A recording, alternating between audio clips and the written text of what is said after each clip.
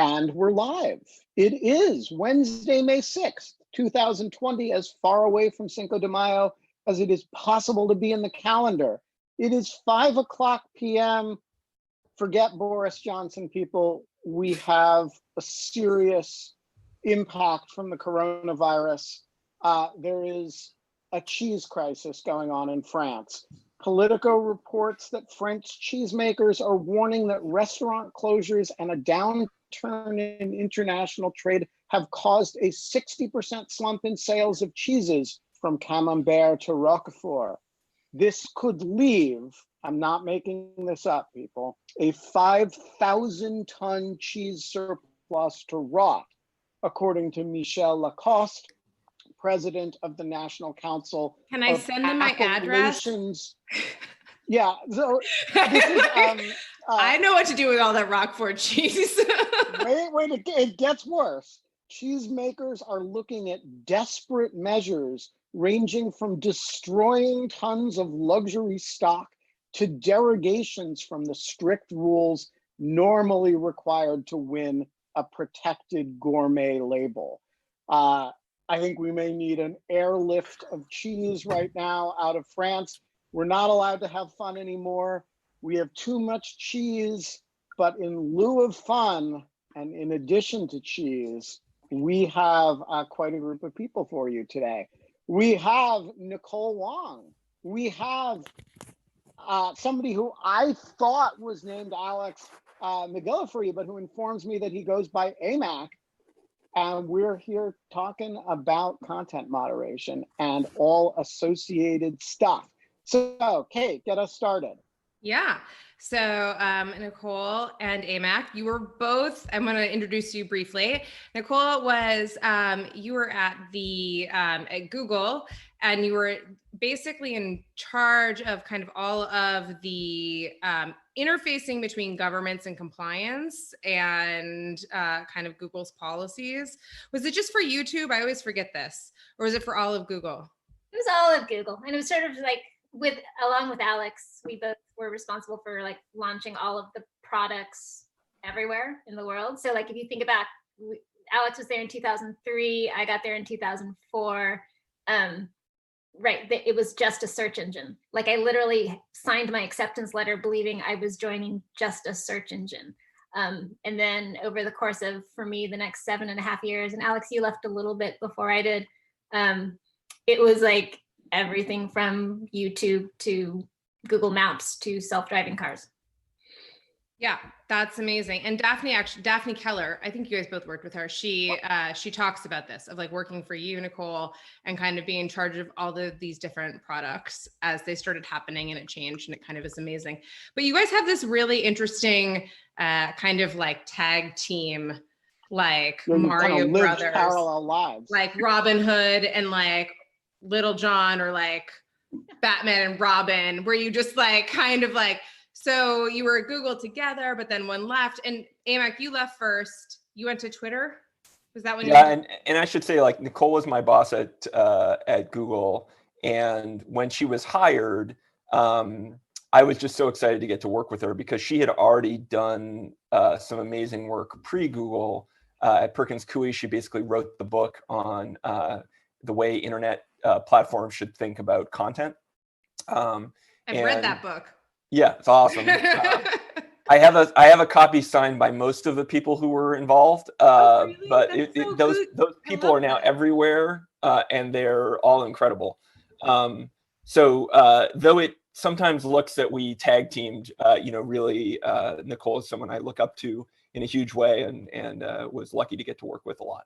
And Nicole, you were deputy chief technology officer in the Obama White House, and then AMAC, you came in after her, right? Yeah. Did it much better than I did, actually. I doubt that.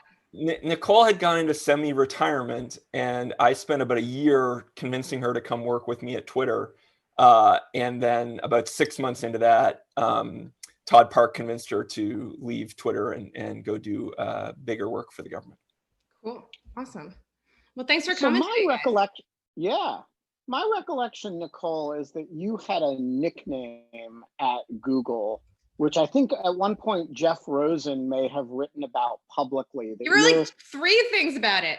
Sorry. that you were called the decider because you were the person who actually got to decide whether a given thing came down or not. Am I misremembering? This is like many years ago. Am I misremembering this? And it is true, that was like the moniker. So here's the thing that most people don't know.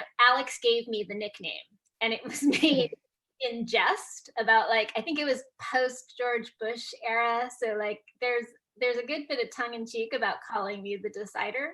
And which my kids were like, the decider, you can't even decide which vegetable we're having for dinner. So like they never bought into that whole notion.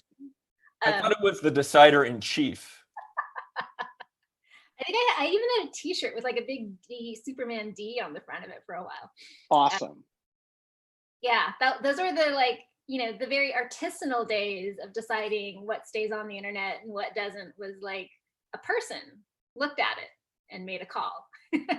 For better or worse. And it was mostly around, like, right around kind of governments deciding or trying to push back on the rules that were coming in from various governments to try to get Google to comply with their standards for what they wanted the internet to look like. And like Google kind of pushing back. I feel like this is a story that has somehow gotten lost in the techlash or lost in everything else, which is that there is this really sweet spot of technology companies pushing back against authoritarian regimes or against kind of governments generally who were trying to co-opt platforms to censor, and just saying, no, we're going to do whatever we want, more or less, and trying to figure out where they drew that line. I think that that's kind of one of the most fascinating periods of like that, like all of content moderation kind of playing out from 2004 onwards, I think. Yeah, I mean, I think there's a couple different phases, right? Like, I think there's the sort of early or the late 1990s, early 2000s, where I think that a lot of the companies who were what we now call platforms, but really still thought of themselves as software companies, right? Like AOL or Excite at Home or Yahoo, they were in a frame of mind, like they do software. And I think it wasn't until a good bit into their life cycle that they started to recognize themselves more as publishers. I'm using that term kind of loosely because it has a legal meaning and a different meaning. But like that they are media companies in some sense. And it took them a while to embrace that. And I think that, Kate, like it wasn't always about confrontation with government. I think when it got to AMAC and I, right, where it was a real dispute and it was about governments trying to force a company to do something, that's where some of that came from. But the decisions about what stays on a platform had been happening for a long time in terms of your community guidelines, in terms of service, and a lot of work being done by those folks, removing everything from profanity to whatever, right? And just the sheer numbers, the vast majority of it was user on user. So the first time Google did transparency in terms of web search removals was, I think, in 2002, and it was the Church of Scientology versus a Church of Scientology criticism site. So that the governments, caught onto this whole internet thing pretty late, and started complaining about it late. And it also went from the US government being sort of the principal party there to governments overseas being a much bigger deal. Yeah, I guess I'm kind of also amazed when I look back and I think that Jeff Rosen wrote this piece in 2011, right? And I started talking to you guys and writing my piece in like 2015, late 2015. And still no one knew about this. And it's not like Jeff wrote his piece and it was like in like West Hoboken Daily. It was like in like the New York Times Magazine and in Wired. And I think it was also in the New Republic. He wrote like 3 different versions of like the story, with you guys, with the Wilners, with Judd Hoffman, like a whole bunch of other people. And yet this never got, and I think he correctly identifies all of the major issues about private platform speech governance, and yet it just dangled, and I feel like it didn't get really widely taken up. And it's fascinating to kind of look back. Do you guys have any thoughts about why Like, I mean, you've also, it must be frustrating to have been on just the very, very beginning of this and always having seen it as such a huge issue, and then like now watch the curve slowly change to this being on the front page of the New York Times every day, and content moderation being like a thing that everyone knows what it means. Like, I mean, I'm late to this game comparatively, obviously. I'm just curious what that feels like. It's got to be a little surreal. You always make me feel like a historical artifact. No, it's more We're like all a historical goddess. artifacts if Like we're lucky that's kind of enough. like, I'm like, if I had one question to ask Ishtar, what would it be? That's more how it goes. I think Jeff's article was remarkable in how ahead of its time it was, or in its time and yet not picked up. I think there's a couple things. One is I don't think as many people were as touched by these platforms in the time.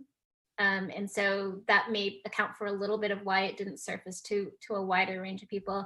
I also think, honestly, and this is slightly a reflection on like the past few years, I think the level of malicious manipulation on the platforms by actors, whether they're state actors or private actors, has gotten to a point that it's both so visible but also so damaging, way beyond what I was seeing in 2007, 8, 9. I think I would consider myself fairly naive, and I was fairly seasoned in looking at content at that point, but pretty naive about the type of malicious action that could be taken on the platforms during that period. Yeah, So can I just suggest that there's another reason too, which Nicole alluded to earlier, which is that the whole free speech versus authority question looks different when the question is the Thai government saying this content has to come down because it's critical of the king, or the Turkish government saying you're not allowed to talk about the Armenian genocide, than it does when you're talking about individuals saying I am being abused or attacked on this platform. And then then it really looks less like, and I think when Jeff wrote that piece, it was really a piece about state authority, versus now it's really about what the competing community interests are and individual interests are vis-a-vis the untrammeled free speech of people who may be saying things for very ugly reasons in fashions that really attack individuals. And I think the atmospherics of the question are very different. I think I agree with you on the atmospherics, but I think Nicole is right about why this is a big deal now. Even back in the, I always remember that Zittrain was a sysadmin when I was like 10 years old. And in that time, he was dealing with exactly those same problems, user to user problems of abuse, the folks that remember the well, like all of these issues have been with us almost since the beginning. The reason why they're on the front page of the New York Times now is because these platforms have become more and more and more and more important to people's actual lives.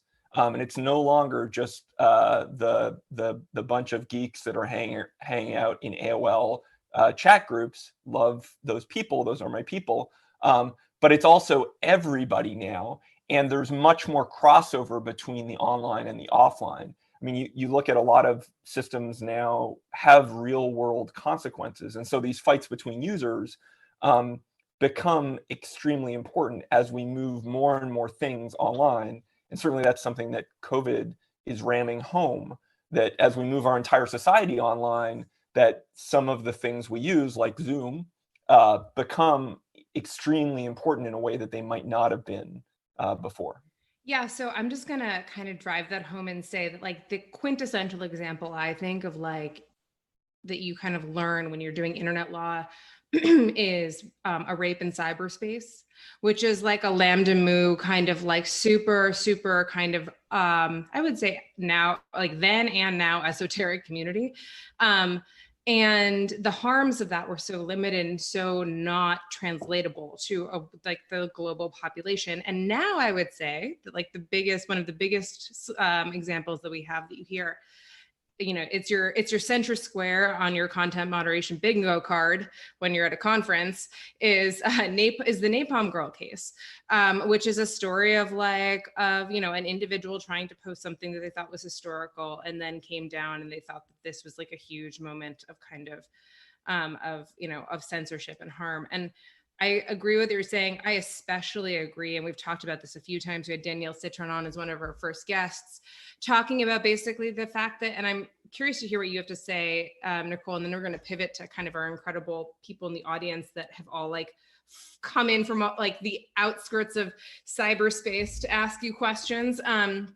But I'm going to make the pitch for this is kind of the end of internet exceptionalism for freedom of expression. The idea that speech is different online, but if 95% of speech is happening over private platforms, then it's not the exception, it should be the rule. And so that means like a fundamental restructuring of how we think of speech, and how we address, you know, these problems and how much energy we put into like working on them and getting them right. I'm curious if you think the same, Nicole, or if maybe I'm being totally hyperbolic. I don't know. Well, so I want to turn it over in my head for a little bit. I do think, here's what I think came to light maybe around the time of like the Sandy Hook, Alex Jones controversy, right? Which is, I think that online platforms thought that they could dismiss the things that were happening off their platform, even when it was initiated online. And I think that they've learned that that is not possible, right? So, but I think that the really hard operational question is, to what extent can an online platform really know the truth of what's happening offline and make a good judgment? And I think that there's a lot of questions about how that's done and done well and done fairly. So I think that's where I feel like companies. Do you think that's a result of the oversimplification of the technology or the oversimplification of corporations? Like how people like think of what corporations know and how like kind of omniscient they are about what happens on their products? I don't think they recognize maybe the hard work it would take to know what's happening outside of the company, what's in the company's vision, which is all online. It's log lines, right? It's the video that gets uploaded, but it's not about like, what would it take for a company to find the truth of what's happening in a neighborhood and who's responsible for it? Like, what would that require? And that's a lot.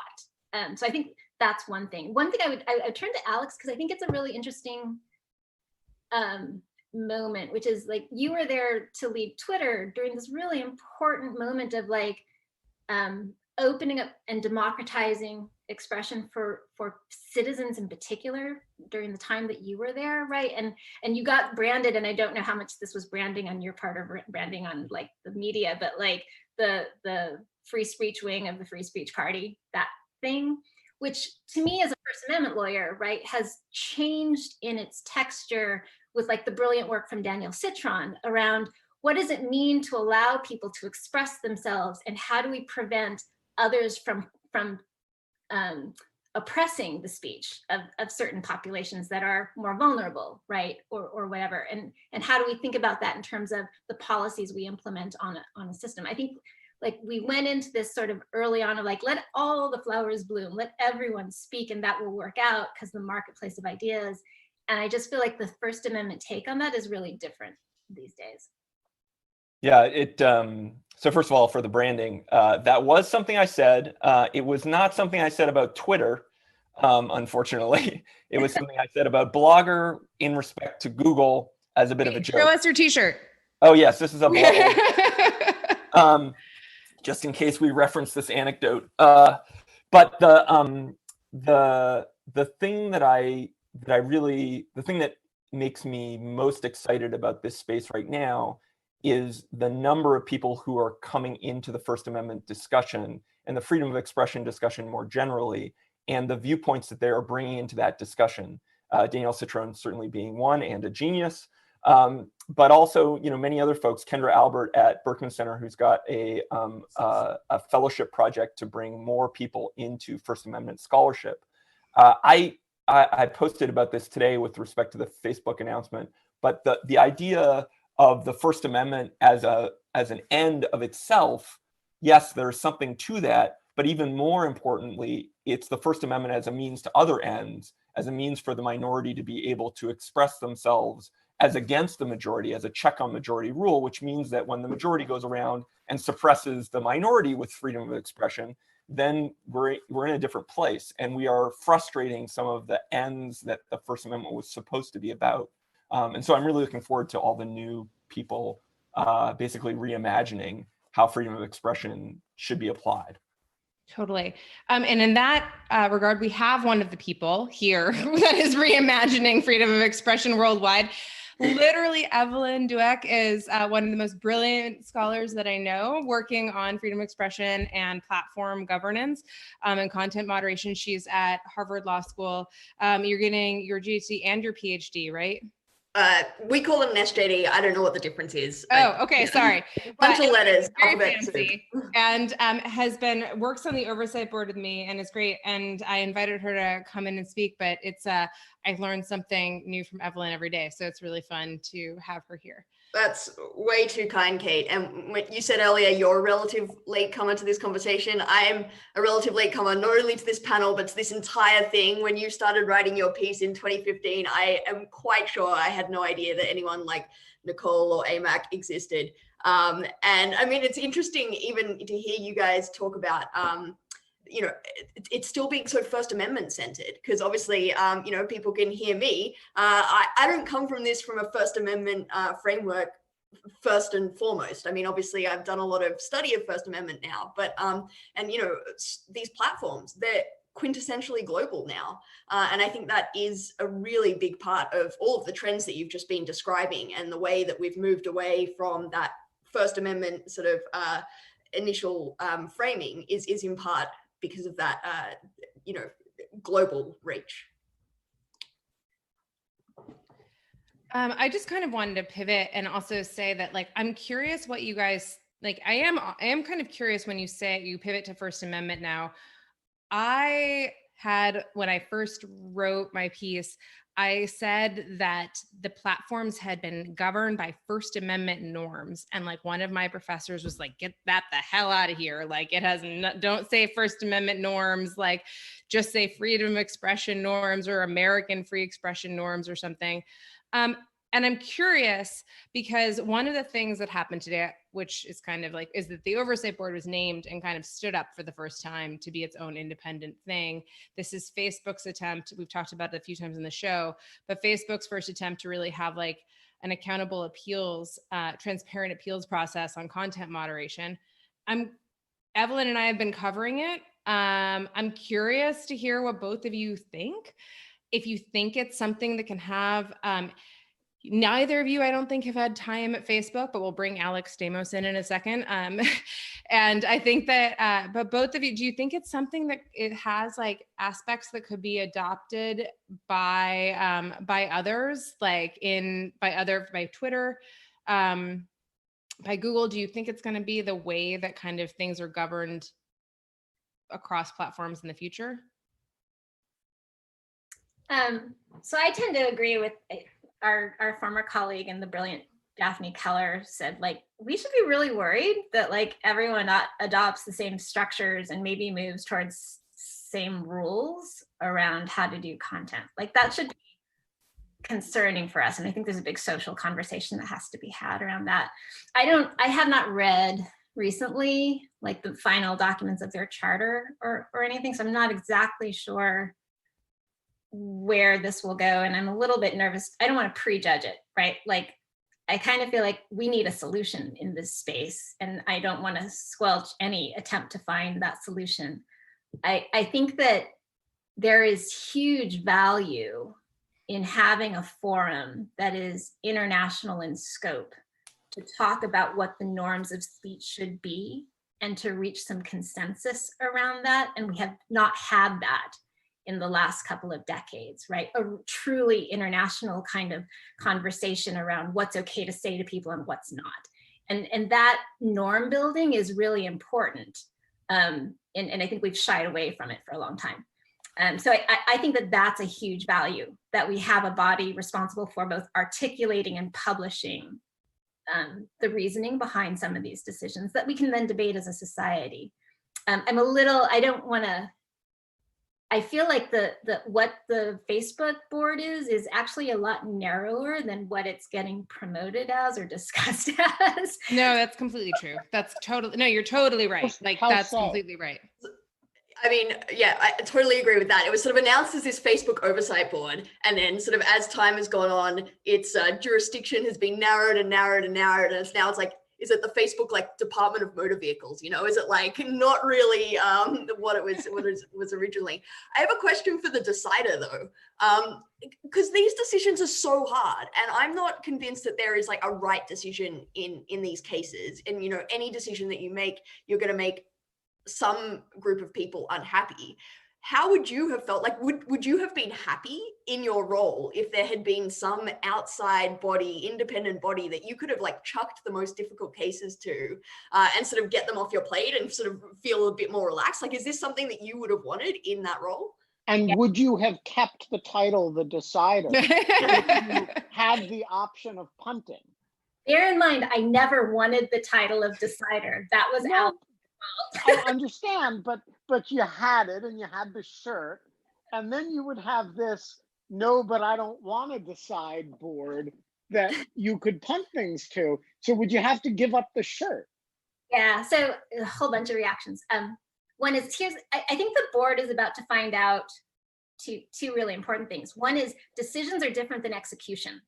So you need to be careful about whether you're making a decision about the policy that you think is right or wrong, or a decision about the execution of that policy that went bad, right? And I think that those are really important to keep separate, and the board is about to like run into that issue just in deciding what cases it wants to take. I also think, Ellen, to your point, like they're about to figure out hard decisions are hard for a reason, right? Like hard decisions are hard because you have to choose a side, and that side has social and political and cultural consequences. And most companies don't want to have to be in that place. And that then, to your point, is what is a board for? Because I don't want to own the choosing of the sides. Yeah, and I would invoke Daphne. So Daphne has this great tweet that's basically, we imagine that platforms can bring the whole sprawling chaos of human behavior into compliance with the law, make our lives policeable and policed to a degree that no government in history could ever have imagined. Not only do we seem to think it's possible, we think it's a good idea. And here, it's not even the law, right? We're not even asking them to figure out what's lawful and not lawful. We're asking them to figure out what is right on a question that none of us agree on. So that worries me a lot. But partly it's, sorry, go ahead. No, I'm just saying also experimentation is good. So this is not a problem that society has solved ever before in its history. So more experimentation on it would be awesome. But in some ways, isn't society like, I mean, part of the problem is the generalist nature of the platform. So if you had let's take a few absurd examples just for purposes of illustration. Imagine Facebook had organized itself as, you know, Orthodox Jewish Facebook. And it did not purport to be a general platform for everybody. It purported to be a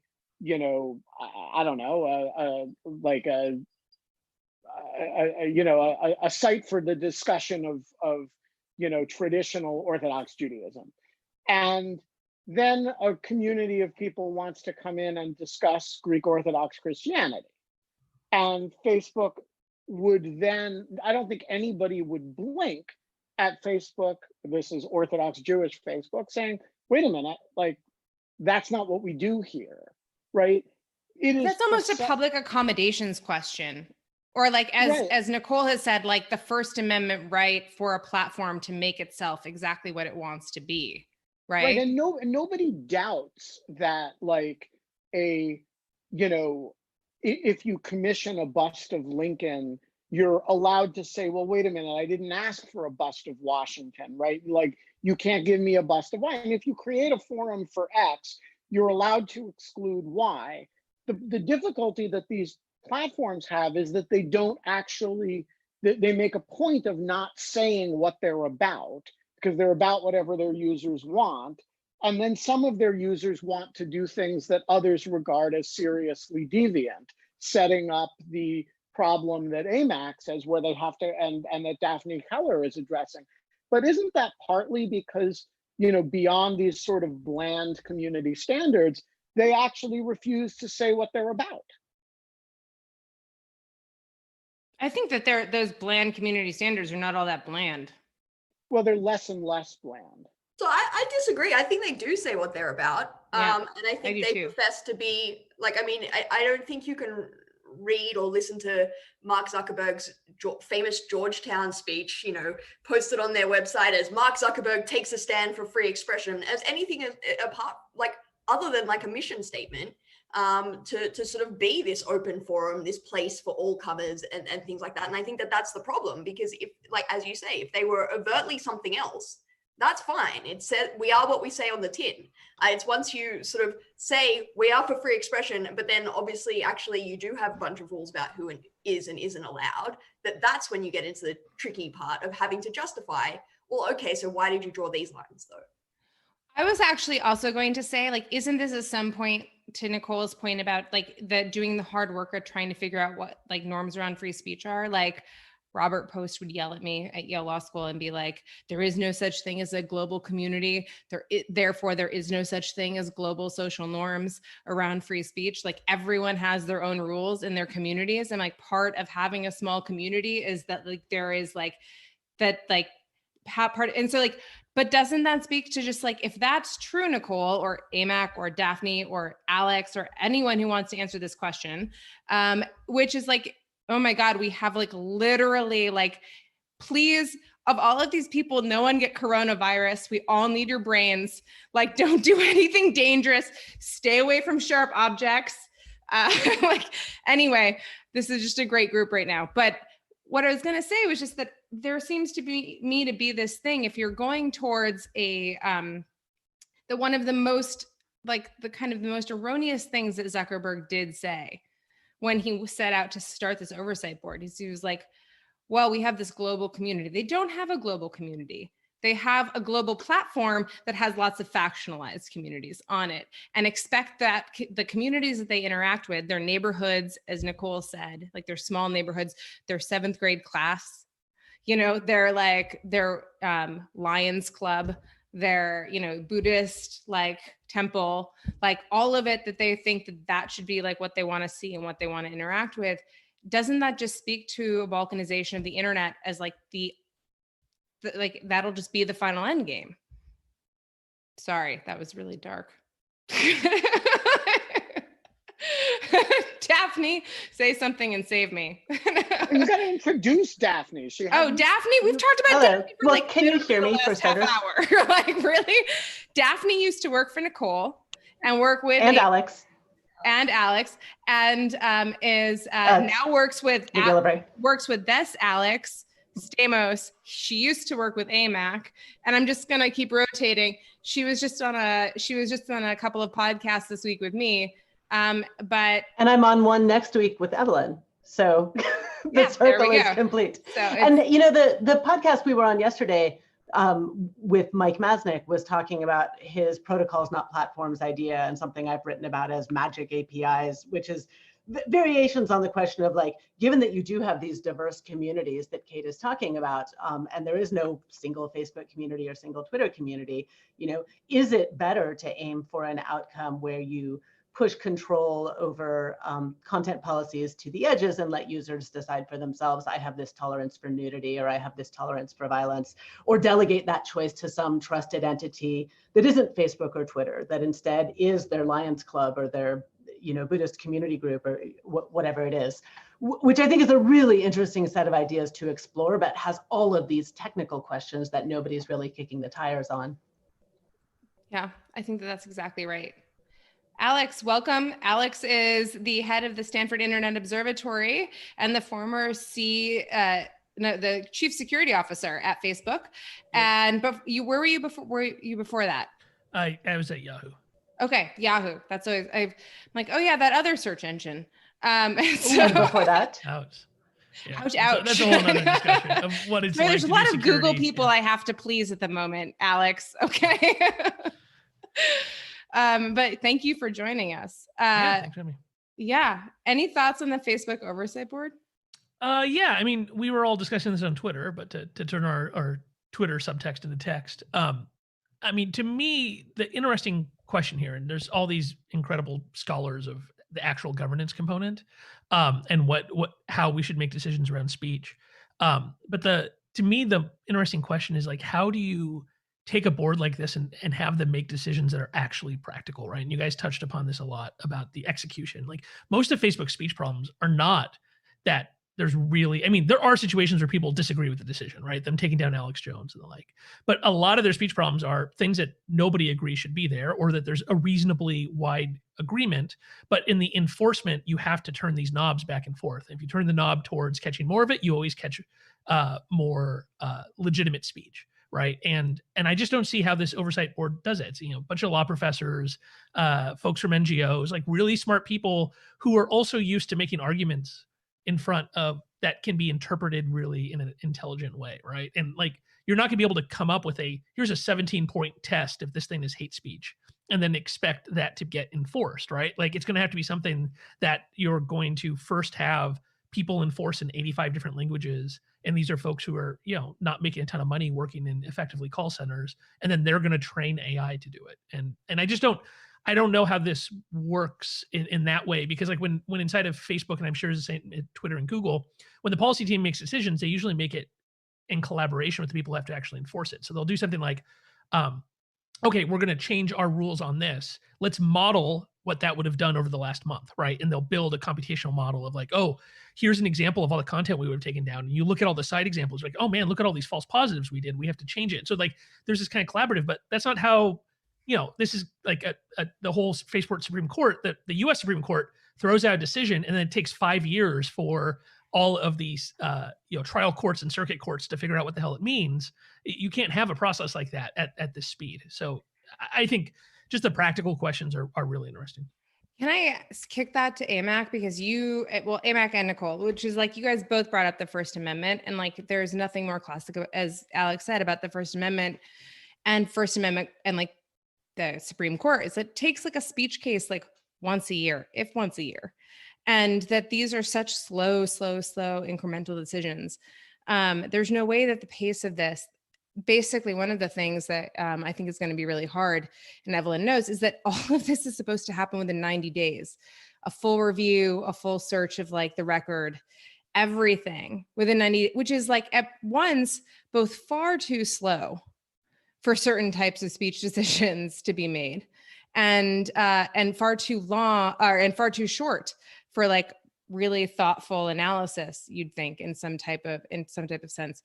I'm kind of curious, like, you're both lawyers, like coming from like a kind of a First Amendment speech perspective, whether you think that this is, I don't know, just, do you think that the court model works as a solution?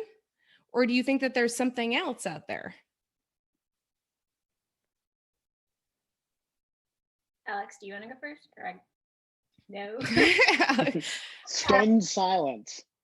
So I have a practical assumption that this is not a body that will look at all appeals. Like, it can't, right? So it's much more like the Supreme Court in choosing specific ones. And in that sense, I think of it more in the way that the FTC sort of creates its own common law, right? Which is it chooses a poster child for a particular issue that it wants to set a standard around. And it brings an action against them and usually settles in a consent decree with a certain set of remedies that they think are necessary. So I think like in the norm building process, you could have this board, now Nicole is just kind of making this up. You could have this board pick the right cases that set a standard in a particular area, political, hate speech, social, whatever it is, and address certain principles pulled from that particular case that then tells the company and maybe others, here's what we think is the right thing to do as measured against a human rights framework. To take the First Amendment out of the case and call it a First Amendment framework. In that sense, I think any other company would be looking at that decision and saying, someone made some calls, like a really smart set of people made some calls about where to fall on the line. And I can now incorporate that into my policies, right? That strikes me as the most effective thing it could do, as opposed to like on a first come, first serve basis, take whatever comes in the door. Okay, so I love that analogy, and it strikes me as super compelling, but it has an immediate flaw that I want to push you on. So when the FTC comes in and it says to company X, this activity that you're engaged in is, damaging to consumers. It's an inappropriate trade practice. The company then enters into a consent decree, and that becomes precedential vis-a-vis other companies. And the incentive structure for other companies to abide by not running afoul of the fact pattern that the consent decree describes is that it avoids litigation on the part of the FTC. So in your analogy, the problem is that there is no comparable incentive for Facebook to engineer against the standard that the oversight board has articulated, because the fact pattern doesn't give rise to liability. It gives rise to your own hired oversight board saying tisk, tisk, tisk. And so my question is, what is, as a functional matter, does it break down because there actually isn't the equivalent of getting sued by the FTC as the backstop?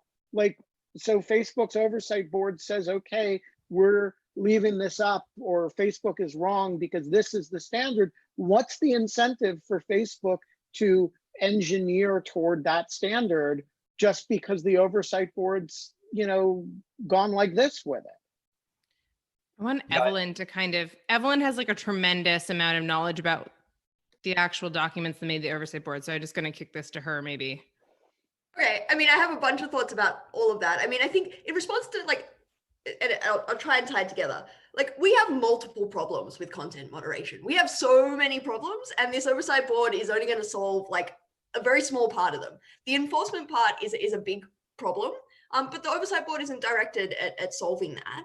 And so it's just directed at sort of having public reasoning. And Alex was talking about, that rules are formulated with the enforcement capabilities in mind. Well, let's ventilate that. Let's get that out and let's have that argument in front of the oversight board, because we should know about that. That's not how we talk about it currently. We talk about it in the mode of high principle, and that's not true. So let's have a public conversation about what we can and can't do in real terms, which gets to the point that I think Ben's making, because one of the big criticisms that people make of this board is that it's binding only in a very small amount of cases. So it's actually only binding on that particular part of the content, that particular item of content, and then its recommendations more generally are not binding. The Facebook can take it on board and see whether it's technically feasible, I believe is the phrase, which is obviously enormously elastic. But I actually, and people criticize this a lot, but I actually think it's a big plus, because for these exact reasons that we're talking about,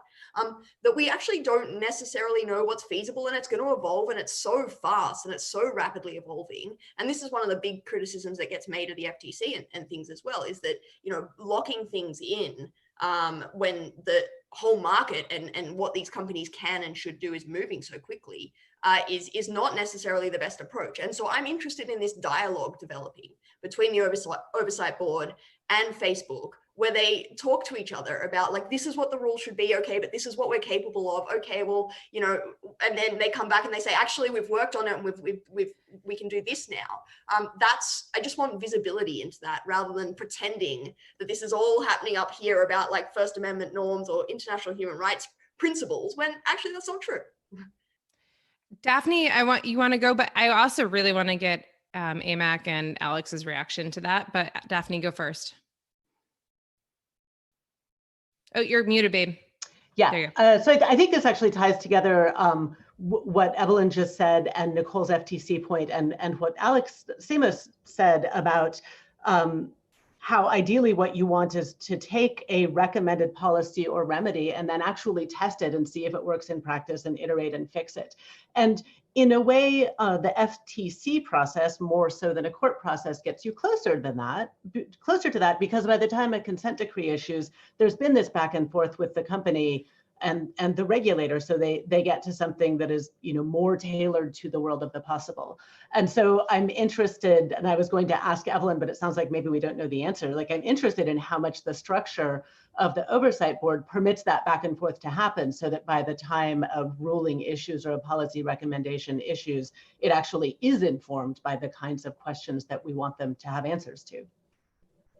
Yeah, so I mean, the documents definitely leave it all possible, and you know, every decision that the oversight board makes will be publicly available, and Facebook is forced to publicly respond to that. Now, that could look like a number of different things. Like, Facebook's response could just be like, noted, thanks.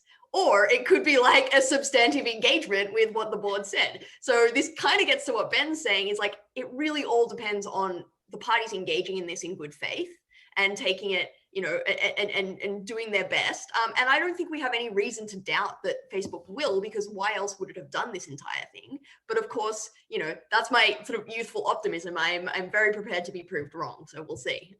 AMAC? I do think Facebook wants to be able to hand some high-profile cases off to somebody else, and that's probably good for the high-profile cases. Who knows? We'll see. And it also, I think that's the power that Ben is looking for, which is it wants to pass this buck. It's desperate to pass this buck, and if it doesn't actually do anything that the oversight board says to do, it will be less effective at passing the buck. It will still fool some of the people, but it will not fool as many of the people in terms of being able to pass the buck. And it very, very strongly wants to pass the buck. So I think that that is where some of the power will come, particularly over the next while, particularly in the startup phase. I think that's totally true. And I also think it'll be really interesting the first time the board's decision runs counter to the business objectives of the company, like wanting to be in a particular market, wanting to partner with a particular other company somewhere, right? Like, when that moment happens, that'll be a really interesting test of how effective this is as a governance structure. Yeah. I was writing up the paper a couple of weeks ago, the like law review paper that I'm writing on this. And I kind of was like, well, you know, they say that a servant can't serve two masters, but you really can actually serve two masters if the outcomes are completely commiserate. So it does not matter that if Facebook's outcomes mean that in order to rehabilitate their public persona, they have a accountable board that is, as AMAC says, like the real deal and does the real thing and like makes all of those moves, then like that's actually, those are two masters that it can both serve and that they are complementary to each other. I'm curious what you're thinking about all of this, Alex Stamos. Sorry. Yeah. So to Ben's question, I think the stick here is that this is meant to hold off regulation by 20 different countries that will be contradictory and perhaps actually very hurtful of human rights, and then certainly not helpful for Facebook's business, right? I was in Brussels in February, which feels like a different life now. You know, in a past life, I was in Brussels, and you know, they have like this incredibly aggressive. They had this incredibly aggressive schedule. I'm not sure how it changed with coronavirus of tech regulation that is very, very much divorced from the reality of what happens, right? So at least as divorced as this oversight board will be from reality, it is going to be 100 times closer than the European Commission, the European Parliament, right? And so I think they have a real motivation to follow the rules to that extent. But I think that's also the most likely way the oversight board dies is not going to be because Facebook just doesn't like its results. It's going to be that these countries move forward anyway, and the oversight board becomes irrelevant, right? Because as everybody here knows, the rules say the oversight board is subservient to law. One of the great lies that Facebook says, and I think so for a reasonable reason, is we follow local law, right? Like there's a big asterisk on we follow local law. And the amount of local law that Facebook follows in Germany is very different than Vietnam, although they just followed local law in Vietnam in a way that I personally disagree with. And do you think that that's, I'm curious if Nicole and AMAC and Daphne think that that's as true now as it was then? Is there was there more pushback against local law when you guys were working at your respective companies as to like when Alex was at Facebook, which was like, I think like 3 years ago, right, Alex? Like not too long ago. 2018. Yeah, August 2018, I left. There was some, I'll take the first jump at this because I've got the easiest pat answer, which is like when I started at Twitter, we were only in the United States. So I went from Google that was in every country and had people arrested in some, to a place that basically only existed in San Francisco, which is just a better place to be in from this perspective. And as the things expand, that's true. I think the other thing is that these platforms have become important in a lot more places than they were before. And really, it's that importance that drives the oversight, which drives the risk that Alex Stamos is talking about. So I do think there is more there, but it's not the passage of time. It's the fact that the internet is really important in Vietnam right now. And that is true now for every country across the globe, pretty much.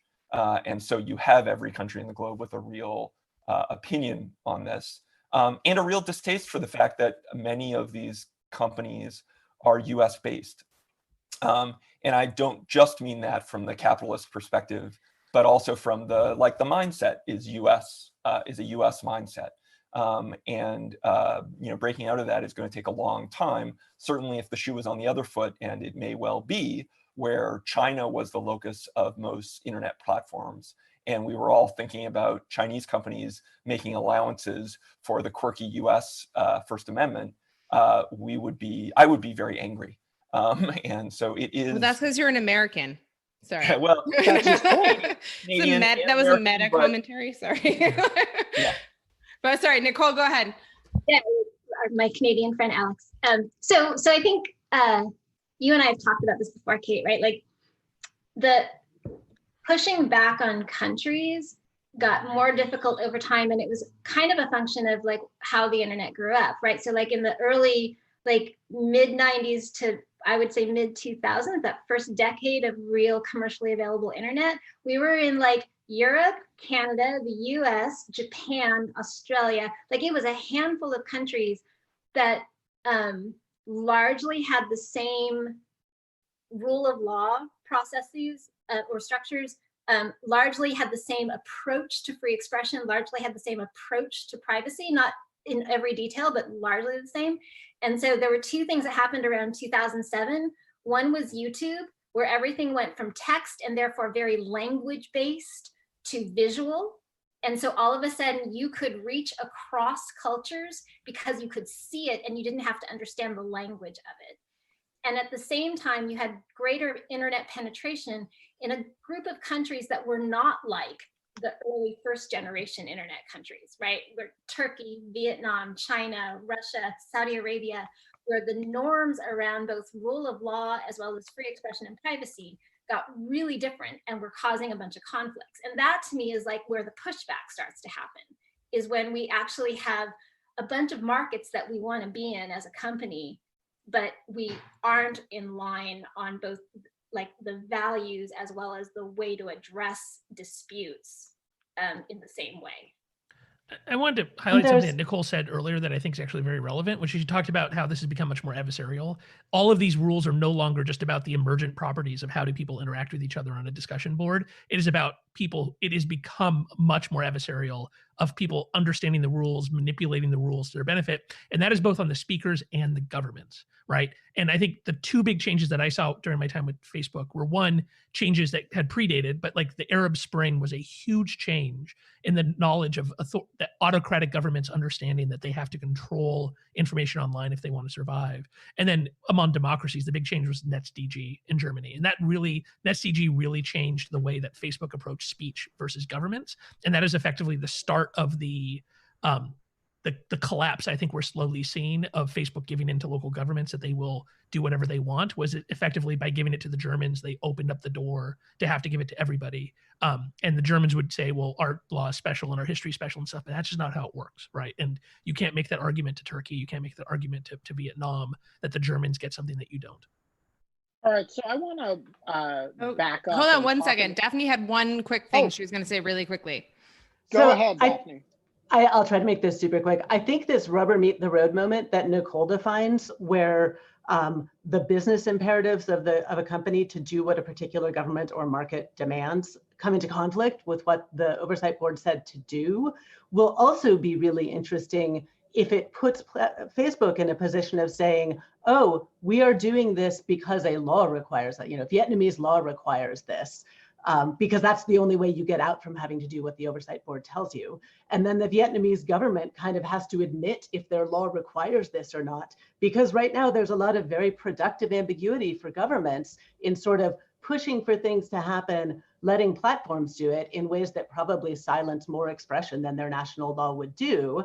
And nobody gets to challenge that or, go to court over it. So the Facebook Oversight Board differentiation about what's legally required versus not may surface that in really interesting ways. That was like the whole Christchurch call, right? Is forcing the companies to come up with rules that the countries would not line up beside themselves. Like they don't want to take responsibility for the fact that like a huge number of people are being over-censored.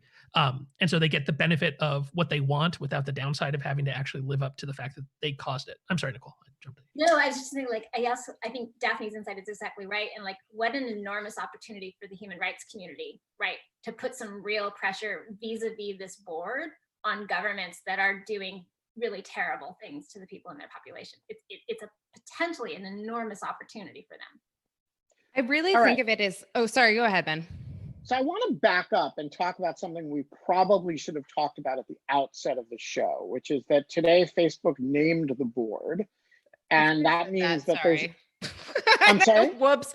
Did I not say that? It's because it's been my entire day. You mentioned it kind of in passing, but let's go back and talk about who did they name and what does the list of people that they name say about if we can glean anything about what this board is going to be and what we can expect from it. So Evelyn, get us started about this, but if we were a news show, this is the question we would have led with.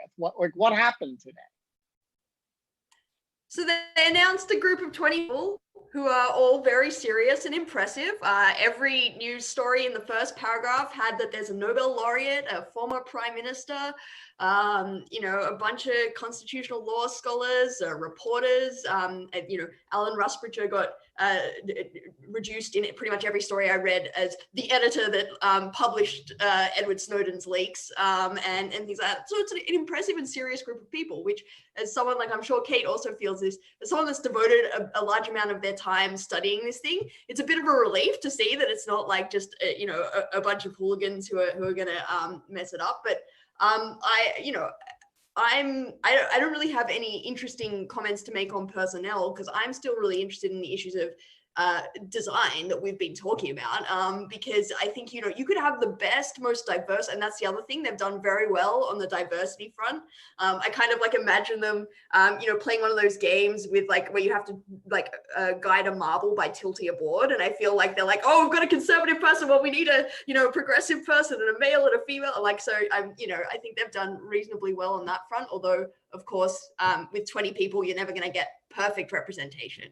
But you could have, these are an impressive group of people, but if you don't empower them, there's only so much they can do. And to that, I would basically just say that it's up to them to empower themselves. And that's actually like, I've thought this the entire time, which is that like, just like there's a tiny crack in the sidewalk and some water gets in and it freezes and expands, like, and the crack becomes a giant, well, I hope this isn't a sinkhole. Like I should come up with a better analogy, like an oak tree or something, and an acorn or something like that. But like, the general idea is that like you have something small, you have this very small chink in the armor of Facebook. And this has potentially, if they keep pressing it, the real power of this, as AMAC pointed out and Nicole pointed out, is like if they go against some of these directives, if Facebook goes against some of the directives that are issued to it by the board, it's going to look bad for the board. Sorry, not bad for the board. It's going to look bad for Facebook. And like, that goes against the entire reason that they did this entire thing, if you're kind of being the most cynical about it, which is that they did it for their own rehabilitation of reputation and like coming back from the techlash. And so I do think that this group actually has potential to leverage. And one of the reasons I did spent so much time on this is like, the last third of my article is basically all of the ways that like the board can manipulate and take advantage of the amendment structure of like all of the documents, like the structures of all of the documents they currently stand, in order to push for order to like create a lot of power for themselves as an institution, and like then also for user groups to come about and create moments for like impact litigation of like using the system to basically come at Facebook and come at some of these other groups for that purpose. I don't know if it's ever going to happen. I have no idea, but I actually was very heartened by today's. So what most people didn't get was that there was a press call with all four co-chairs on it, and they wrote their own stuff. Who are the co-chairs? What?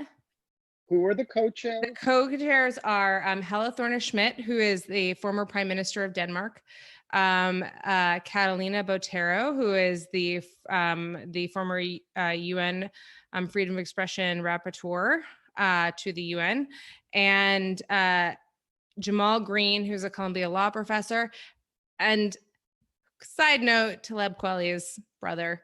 And then, also Michael McConnell, who is a former 10th Circuit judge in the U.S. Federal Circuit and in the a Stanford law professor. So those are the chairs. And it's a pretty and then the other ones are just as illustrious. Pam Karlan from the U.S., who like you might recognize from Trump's impeachment hearings.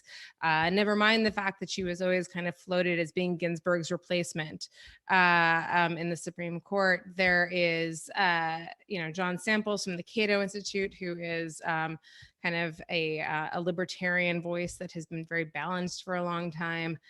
Evelyn Aswad, who's amazing from the US. And there's Nick Suzer, who is in Australia, who is an incredible content moderator, cause for content moderation. But generally, I just think that like it's a group that is like, they seem pretty independent, and they really don't want, after coming from a year of dealing with Facebook, watching Facebook build this, and then transitioning now to like getting the separate permissions from the oversight board and starting to cover the oversight board, they're super independent. They like really don't want Facebook to tell them anything. So that's I guess a little bit of a good thing. I don't know how that's going to cut. But do you think these people are going to be able to make any decisions? So when I look at this, like you have some incredibly broad from Cato to some of the biggest critics. I'm not sure how. I mean, so all about the structure. Like, is it just majority vote? Do you need a super majority? Like, how are they going to have subcommittees? 5-person panels. 5-person panels will look at every case, and then the 5-person panels they only need a majority, and then they're pushed for consensus, but they only need a majority, and then they can their decisions get sent to the full board for approval. If the board doesn't approve the decision, then it goes back down with a majority vote of the whole board. Yeah. So you have like an en banc to decide whether they take it or not. It's a little bit en banc-y, yes. I would agree with what both Evelyn and Kate said, that was happy and quite optimistic about this board and how good they are. They're smart people, clearly, and some are friends. So like great people, many of them. But the one thing I would say as a negative on this board is that I don't know of any of them that have actually had to make many content decisions. I know. This is my huge concern. Yeah. I found out about this a week ago, honestly, AMAC, and like that was what I yelled at them about for like 10 minutes. Like none of these people are except for Nick. Like none of these people have looked, and like they look at speech decisions or freedom of expression decisions, but they do not look at, sorry, I didn't mean to cut you off, but like they do not look at they're not looking at online content moderation decisions, which are an entirely different beast. Well, and also like this is a thing that's been going on for more than 20 years, more, probably around 30, 40 years. There are people who have been doing this for that long, who have developed an expertise and a skill set that presumably would have been a useful thing to have on this board. Doesn't have to be the whole board, but that would have been a good thing for them to realize. I do think part of that is that the people who make these decisions at many companies are not given the respect that they deserve. And I do think that's what happened here. They brought a bunch of people that they do have respect for, which is good. And they didn't include the people who actually do this and have developed skills in doing it that I think Facebook has had lots of trouble over the years respecting that group of individuals. And it does kind of show in this particular composition. But nobody who's done that work has not worked for a competitor, right? That's the thing here, right? Like anybody who has relevant experience is going to be seen as like a Silicon Valley insider. These are incredibly smart people who are going to get a hell of a lesson in how the internet actually works, right? I mean, I would love to be, one thing I'm missing of not being there, I would have loved to be in that first discussion of like, this is how actually content moderation works, and this is why ML sucks. And here's example. I expect what they'll do is they'll make them work queues, right? Like I would have all 20 of them sit and work the job of a content moderator for an hour. Like my team, we would do that kind of stuff. Most people in the policy team will go and work content moderation queues so they get a feel of what it's like. And Mark has famously said incredible. That he won't do that, right? Like I take your point. Maybe some of them work for competitors, but this isn't a competition thing. Right? I think you could find someone who was very good at content moderation who had actually done it, maybe even worked at Facebook in the past. Right, but the customers, but the customers of this board. Can I ask you just like, I'm trying to get a sense of what the profile is of the person that you're describing.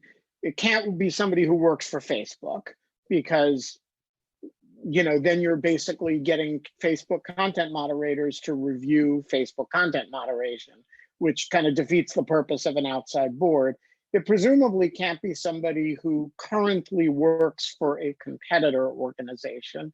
So what is the background and profile of the sort of person who has deep, rich experience in content moderation, but is meaningfully available in real time to come do this sort of work? And who isn't on this call? Yeah, but Ben, I think that's just the question of how do you find a judge? Right, like there are plenty of judges. Many of them have worked for companies. You can do the same thing here. There are lots of people who have done significant work, and I know a bunch of them who are not currently working at any company and who could have been a part of this board. Again, this is not about appointing other people. Like I don't care who's on the board at the end of the day. This is a very good set. One piece that they really missed, and I think this is a pathology of Facebook, is that they missed that the people who have experience doing this job exist, are out there, and are valuable, and could play and be useful in a group of people that include former prime ministers and people with fancy law degrees, right? And that would have been a great thing to add into the mix of this board. And there are tons of people out there. Like I don't think the idea that these people are all currently working for competitors, it just doesn't hold water, the same way that not all lawyers are working in conflicting law firms and therefore can't be judges. The customer This of is this one of the Meet the Board things that page- first. I'm sorry, go ahead. this is one of the things that struck me first as a value of the oversight board when it was first announced, is basically it takes a bunch of people who are not Silicon Valley insiders, who have tremendous respect and credibility in their own worlds, and it educates them in the things that the people who've done this work know, so that they can go out and educate the world with the credibility that they have, that, you know, those of us who have done the work can't approach. So that is a huge upside of it, but it will definitely take time. Yeah, I was gonna say, like, it doesn't really, you're totally right on the merits, AMAC, but the customer of this page of these incredible bios is Narendra Modi. It's Vestager. It's the members of the DCMS committee in the House of Commons. These are the people they're speaking to with these folks. And I think so the cynical view of this is, the truth is being inside of Facebook is a pain in the ass, because nobody's ever happy with any decision you make. And like the fundamental complaint from everybody around the world is Facebook is too powerful, and I want that power to be used to squash my enemies, right? That is like the fundamental thing that everybody is saying. And so these people now, many of whom are like big critics of the company, are now going to have to live that, and are going to go at their cocktail parties at Davos and in Brussels and the like, are going to be talking about it. And I think that's part of the cynical view here, is that if you create a group of people who had to actually live through the difficulty of global speech regulation, that maybe you'll start to do it. The people who are going to be the most pissed from this, honestly, it's going to be like the whole, I'm just going to use the New York Times as example, but effectively like the pro speech control media in the United States and in other Western countries, so like The Guardian and such. Because if you look at these people, I think what's going to happen is, in many cases, they're going to decide not to moderate speech, because they're going to finally understand the difficulty of doing so without really suppressing people's rights globally. And so you might see Facebook be less aggressive on speech moderation than more. So for example, like on the coronavirus stuff. Sorry, go ahead, Alex, finish. So like on the coronavirus stuff, Facebook has moved extremely aggressively to taking down coronavirus misinformation as defined by the World Health Organization, which has been extremely controversial. They did that like in a handful of days because of external criticism. If that got kicked to this board, you could very well see a board like this, one, not act for a couple of months, and then what they would come out with would be something very careful and calibrated, right? And so I think actually the people who are going to be least happy about this are the people who've been asking for more moderation, because I don't see this kind of group being able to just decide on, let's do something super aggressive that has all kinds of side consequences, that they're going to end up being much more conservative than people expect. That's just that's a cynical view, I think, too, but I think that's what's going to happen. Well, we have All right, to we are sum going to up. have to leave it there, because we have already gone a bit over, and that we could go on for hours. Thank you, Nicole and AMAC and Daphne and Alex and Evelyn, some of whom we knew you were going to be here and some of whom just popped up. This has been a terrific conversation. Kate, what's our sign off? First of all, thank you all for doing the show. Oh my gosh, I'm so glad that you guys could come. I feel like this was just absolutely. It's crazy to follow a doctor who is putting himself in harm's way in New York, and then two amazing Supreme Court scholars. We've got like a weird but wonderful kind of like cast of characters that come on this show, but today was very special. Like having all of you, this was really great. And This was speaking really of which, wonderful. tomorrow we have my awesome colleague Margaret Taylor at Brookings and Lawfare. She covers Congress for us. I don't really know how to say this except really bluntly. Margaret is super fun, and of course super in lieu of fun. And she spent a lot of time in the State Department Legal Advisor's Office. She does a lot of foreign relations law. She also worked for the Senate Foreign Relations Committee. She's just got a very interesting, diverse background, and she's just really rip-roaringly good conversation, among other things. So that'll be tomorrow at 5 Eastern time, of course. Kate, what's our sign-off? I'm bringing a guest before we sign off. Anna! That's our sign off. Anna! And Daphne have known since she was like 2, so she's just saying hi. Oh my God, you're too cool. You're just like, my God, take that to Instagram. Leave us alone. This is Zoom. God, don't you know anything? Right. This is just for old people. All the cool people are on Instagram. Although Oh my I God. Assuming their heard the other content does day- not follow afoul of content moderation policy. It's I so think my good to wife- see you guys. My wife told me the other day that she saw one of her friends posted on Facebook or Twitter that the 5-year-old in her house had asked for a family meeting and to discuss something of concern to her. And the older child had said and had suggested that they do the family meeting on Zoom. And the older child said, we don't need to do it on Zoom. We're all in the same room. And the younger child had burst into tears and said she wanted to do it on Zoom because that's where we do real meetings. So This is that just a new set of social norms in the social universe of the internet that we're all making up together. There you go. Oh man. But All right. according to Alex, I feel like going forward, the oversight board is going to be the free speech wing of the global party. If Alex, and AMAC is like, yes, that is the kiss, the chef's kiss. Yeah. Anyways, guys, this has been fantastic. Thank you Super for great. coming. Thank you. And remember to everybody, if you can't have fun, you can still, in lieu of fun, hang out with us. Bye, guys. Love you. Mwah.